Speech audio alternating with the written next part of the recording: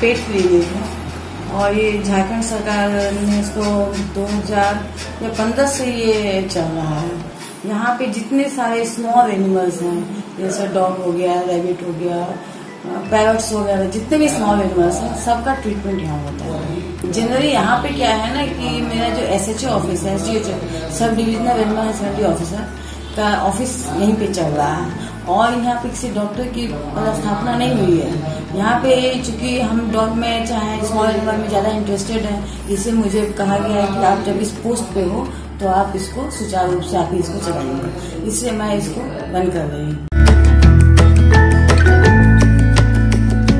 तो जो भी पेट्स यहाँ पर आते हैं क्या उनको वैक्सीन भी प्रोवाइड होता है? गवर्नमेंट की ओर से कुछ नहीं है, हम लोग उसको मार्केट से बोलते हैं आप खरीद के ले आइए, हम उसका कर देंगे। चाहे जो भी ट्रीटमेंट वगैरह होता है वो मेडिसिन खरीद के लेके आते हैं, हम लोग ट्रीटमेंट करते हैं। मतलब एडवाइजरी यहाँ पर? एडवाइस, जी हाँ, एडवाइस। तो यहाँ पर क्या टाइमिंग है लोगों का आने? ऐसे हॉस्पिटल का टाइमिंग 9 से 3 है, लेकिन चूंकि SHO ऑफिस यहाँ चलता है तो ये 3-5 बजे तक खुला रहता है।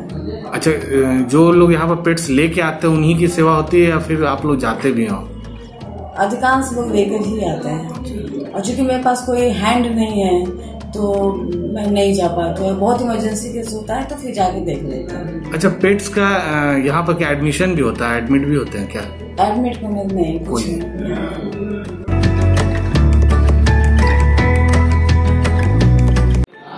मैम, बहुत लोग पेट्स के शौकीन हैं और उनको पेट्स लेना पड़ता है, तो कैसे लेंगे और कहाँ से लेंगे?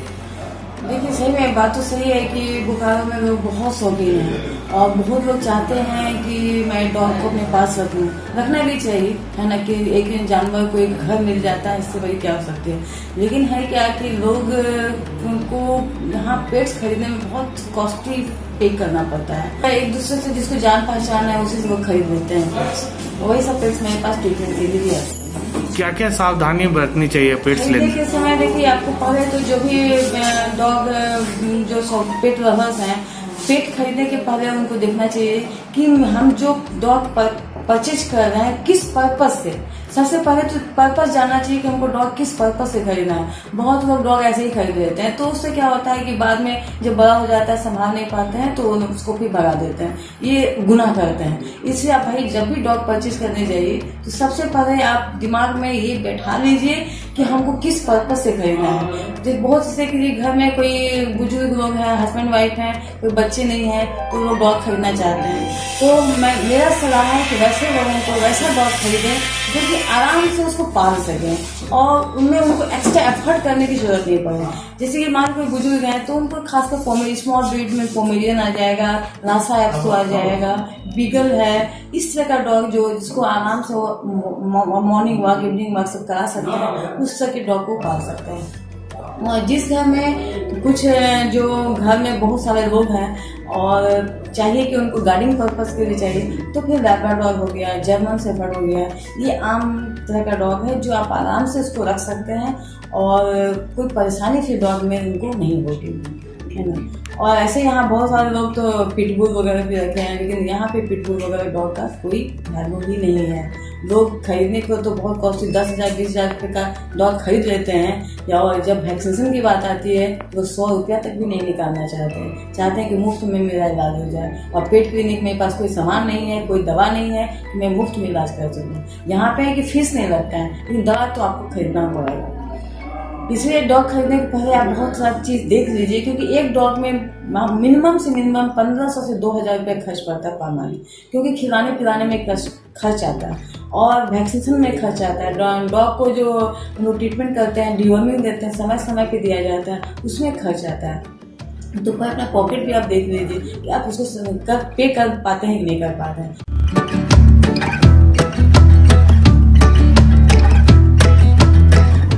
दूसरा चीज हुआ कि आप जब भी डॉग खरीदने जाए तो सबसे पहले देख लीजिए कि डॉग एनीमिक तो नहीं है, क्योंकि बहुत सारे ब्रीडर जो यहाँ डॉग सेल करते हैं वो कहीं से उठा लेते हैं, 1 महीने का डॉग भी नहीं रहता है और उसको लोग सेल कर देते हैं। बाद में क्या होता है, लोग कॉस्टली डॉग खरीद के लाते हैं तो बोलते हैं कि कैसे क्या करें, और उस डॉग में इतनी ब्लड की कमी होती है कि हम लोग उसे कुछ मेडिकेशन भी नहीं दे पाते हैं और पता चलता है कि 2-3 दिन बाद डॉग की स्थिति बहुत खराब होगी, क्योंकि माँ के पास से जो बाप बिछुड़ता है तो स्ट्रेस कंडीशन में आ जाता है।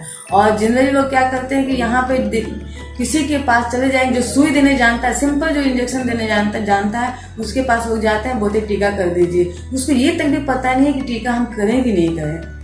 इस स्थिति में क्या होता है, जब भी डॉग बीमार होता है या तो वो डिवर्मिंग कर देंगे, टीका दे देंगे, और टीका तो स्ट्रेस कंडीशन में जैसे ही देंगे डॉग की स्थिति खराब हो जाती है और डॉग 2-3 दिन बाद मर जाता है। इसलिए डॉग खरीदने के पहले आप सबसे पहले देखें कि डॉग एनीमिक तो नहीं है। पहला चीज, एनीमिक का पहचान ये है कि आप नहीं कुछ समझ में आता है तो आंख का आईलिड जो है उसको नीचे करके देखिए, अगर वो पिंकिश है तो समझ लीजिए आपका डॉग का कंडीशन अच्छा है, अगर वो व्हाइट है तो समझिए डॉग में ब्लड की कमी है, उसको तत्काल परचेज मत कीजिए, उसको माँ के पास रहने दिया जाए, माँ का वो दूध पिएगा, थोड़ा स्ट्रांग होगा, उसके बाद ही आप परचेज किया कीजिए।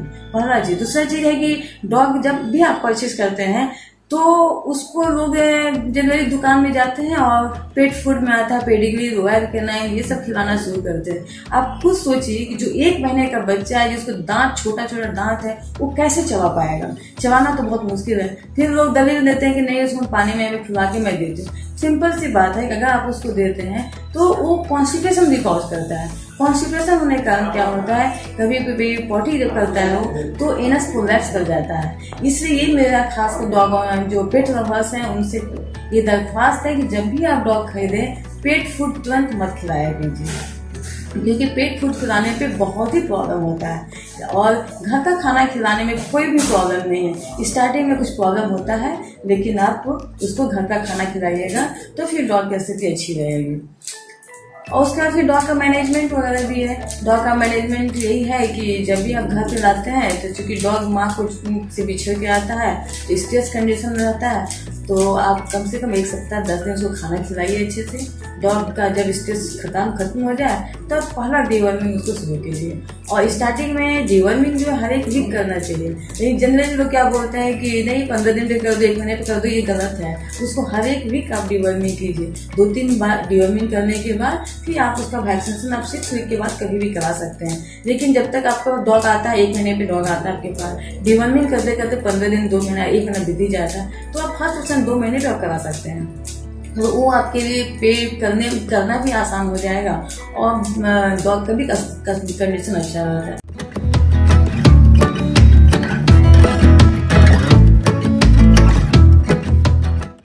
दूसरा चीज, अगर आप डिवर्मिंग नहीं करते हैं तो बहुत सारे डॉग में इपिलेप्टिक केस बहुत होता है जो कि समझ में नहीं आता है।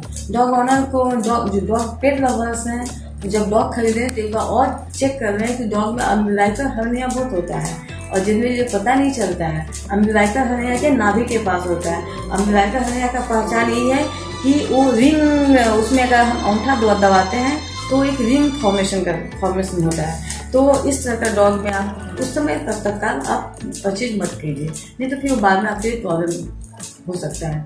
तीसरा चीज है कि जब डॉग आपका 2 मंथ का हो जाए वैक्सीनेशन शुरू करा दीजिए।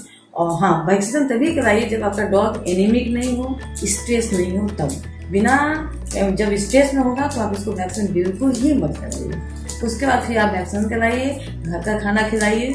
और डॉग में चूंकि क्या होता है, डॉग 9 महीने में करीब मैच्योर हो जाता है, तो चूंकि ग्रोथ फास्ट होता है, फास्ट होने के कारण क्या होता है कि डॉग में रिकेट्स का प्रॉब्लम बहुत होता है। तो रिकेट्स के लिए आप अच्छी कंपनी का कैल्शियम टॉनिक वगैरह खिलाइएगा तो रिकेट्स प्रॉब्लम खत्म हो जाएगा। एक चीज और होता है कि जानवर में पाइका बहुत होता है। Pica means mineral deficiency. खासकर जिस जानवर को फास्फोरस डिफिशियंसी होता है तो उसमें पाइका होने का चांसेस ज्यादा होता है। और उस स्थिति में डॉग क्या करता है कि बाहर का जितना भी गोबर वगैरह, जितना मिट्टी गोबर सारा चीज हो, लकड़ी वगैरह जितना चीज हो खाना शुरू कर देता है।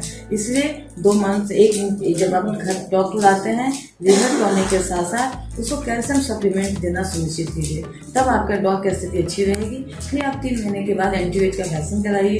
2 वैक्सीन लगता है एंटीबायोटिक का तीसरा मंथ के बाद, या फिर उसका बूस्टर डोज आफ्टर 1 मंथ। लेकिन जनरली लोग क्या करते हैं, एक ही साथ दोनों दे देते हैं, तो दूध ठीक नहीं है। इसलिए आप आफ्टर 3 मंथ का एंटीबायोटिक कराइए, उसके बाद 1 महीने के बाद फिर एंटीबायोटिक का बूस्टर कराइए। और फिर आप डिवर्मिंग जो है वो समय समय पे देना होता है। जब आपका डॉग 2 मंथ के अंदर हो तो कम से कम हर एक वीक आप डिवर्मिंग कीजिए। 3 से 6 महीने में उसको हर एक मंथ कीजिए। 6 से 9 महीने में 2-2 मंथ पे। आफ्टर 9 मंथ 2.5 से 3 महीने में कंटिन्यू उसको डिवर्मिंग कराते रहना चाहिए। और देखना चाहिए कि मेरा डॉग जो है एनीमिक तो नहीं है, दूसरा चीज पाइका तो नहीं है। इसके लिए आपको मिनरल सप्लीमेंट आपको खिलाना होगा और घर का खाना खिलाइए। डॉग में एक चीज फिश, जनरली को क्या करते हैं बंगाली फैमिली लोग, फिश उसको बहुत खिलाते हैं। फिश कभी भी मत खिलाइए। और डॉग के लिए आपका डार्क चॉकलेट अवॉइडेबल है। दूसरा चीज उसको आप एप्पल भी कभी मत खिलाइए। इतना चीज सावधानी रखिएगा तो आप अपने पेट को आराम से रख सकते हैं, कोई प्रॉब्लम नहीं होगा।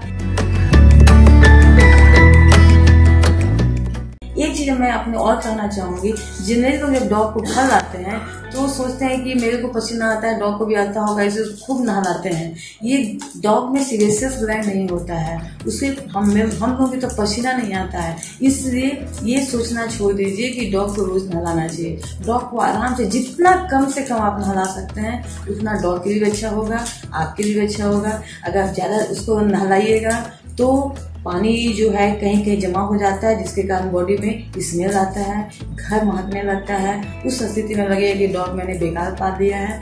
इसलिए आप कॉम्बिंग उसको रोज कीजिए, लेकिन महीने में 1 महीने 2 महीने पे जब हो तब आप उसको नहलाया कीजिए। हर एक वीक कभी मत नहलाइए, ये उसके लिए प्रॉब्लम है। उसके कारण स्किन इन्फेक्शन हो जाता है, वो बहुत ही पेनफुल होता है डॉग के लिए भी और आपके लिए भी। इसलिए गुजारिश है पेट लवर से कि डॉग को कम से कम नहलाया जाए। मैम, एक मिडिल क्लास फैमिली को अगर डॉग रखना हो तो कौन से ब्रीड का रखना चाहिए? देखिए, अगर स्मॉल ब्रीड रखना चाहें तो पोमेरियन अच्छा है। दूसरा चीज, अगर उससे आप थोड़ा जाते हैं, अगर गार्डिंग पर्पज के लिए आपको बड़ा डॉग चाहिए तो आप लैब्राडोर रख सकते हैं। लैब्राडोर बहुत ही अच्छा स्नीफर डॉग है, वो आपके घर के लिए अच्छा है। और लैब्राडोर जर्मन शेफर्ड में खासियत ये है कि जर्मन शेफर्ड बेकार का बहुत बहुत भूखता है, और जो लैब्राडोर के साथ ये नहीं है। उसको रखने से क्या होगा कि अगल बगल में जो लोग हैं वो परेशान भी नहीं होंगे।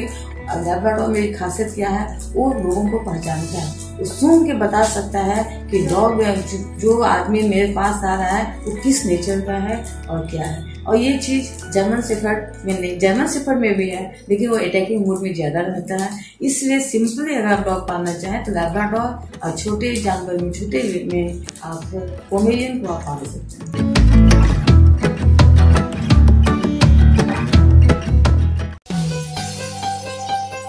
बने रहें TheTimesMedia.com पर।